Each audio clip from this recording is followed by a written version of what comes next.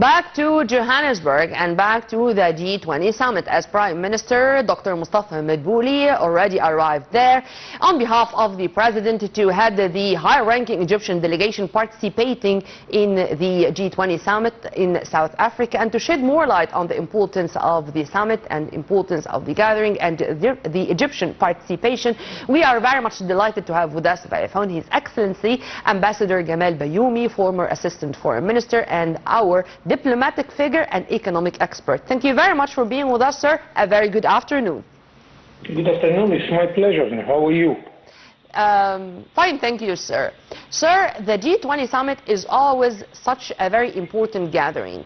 And before the gathering starts, and on the eve of the first session, Prime Minister Dr. Mustafa Madbouli was very much keen to meet with a number of leaders of South African think tanks, in addition to 40 CEOs or leaders of mega companies, to speak details about the climate or the environment of business and investment here in Egypt, and to cement the notion or the idea about the Egyptian will to receive more investors coming from all over the world and to consider Egypt as such an investment hub. Would you please, sir, I'd like you to comment on that and to tell me, of course, regarding your vision, the importance of such meetings. I always follow these meetings of the G20 because I always say that they have the right to call themselves the board of directors of the world economy. Mm-hmm. They are 80% of the world GDP, yes, and they are 2/3 of the wealth of the trade of the world. This is the importance. And of course, most of them are very good candidates for investment. Many of them are already investing in Egypt, and I pray God that our Prime Minister succeeds to meet as much as candidates for investment in Egypt, because this is the opportunity, yeah, especially that it's taking place in our continent, Africa, and Africa really is in a very bad situation. I always tease my colleagues, foreign ambassadors, to ask them, the money flow from Africa towards the rich countries is bigger, or the flow from rich countries to Africa? You will be amazed that Africa is paying to the rich countries much more than it receives, because it pays the debt installments and it pays the invoice of its inputs much more than it receives of investment or it receives for its exports. And the way or the solution to get out of this situation, sir, or what you're saying, as President Sisi said in more than one occasion, is to have an integrated economy and to cooperate together for the best interest of the black continent. True? And I am proud that our President has two initiatives. Yeah. The first, it was to combine all the sub-regional groups in Africa. We have three main sub-regional groups. Now, after the meeting under his auspices, we have now one united free trade area of the whole African countries, 51 countries, 1,200 million inhabitants. It is the largest in number, of course, but it's not in money. The second, it was the initiative when he talked to the European, asking them to come and to invest in Africa with the Egyptian experience, because we have two things. We are the most experienced country in Africa. Second, the most acceptable face in Africa, because they love Egypt. They love our old history.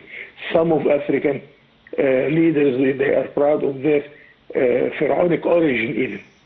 And I enjoyed this as an ambassador more than one time in Africa. So we have a good response from countries like Japan and China, and we hope that this will start soon to have investment in Africa, on the African soil, with the money coming from the donor countries and with the Egyptian experience. I think this is a very good mixture and marriage between all these experienced forces.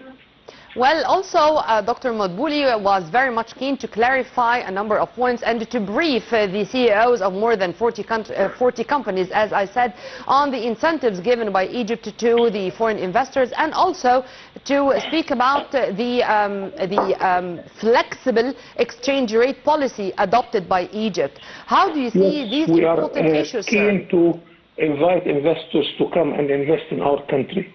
Same time, I ask our government and our people in general to make our homework.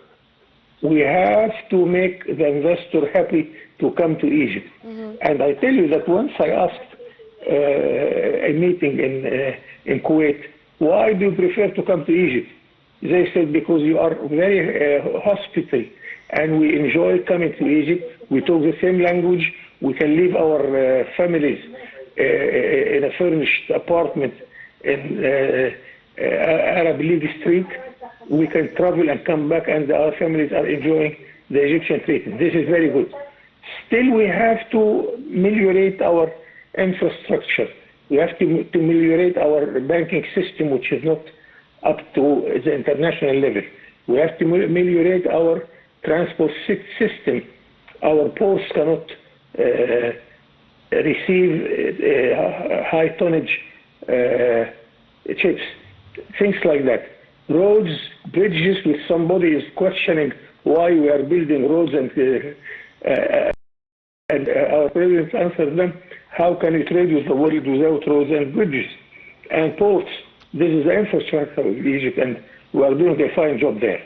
So let us continue doing this, and then we shall benefit from the coming guests, whether from Europe, Asia, United States, and so on. And this is our way. Egypt is on the right path, and Egypt 2030 is going to be the new republic, and we're going to occupy more high-ranking positions as Egypt deserves. Well, Ambassador Gamal Baioumy, thank you very much for your input, sir, and have a very good afternoon. We were very much delighted to have with us via phone our prominent guest, His Excellency Ambassador Gamal Baioumy, former Assistant Foreign Minister. And by this, we come to the end of our news bulletin. Stay tuned on Nile TV International. Always more. Many thanks for watching. This was Nermeen Abdurrahman.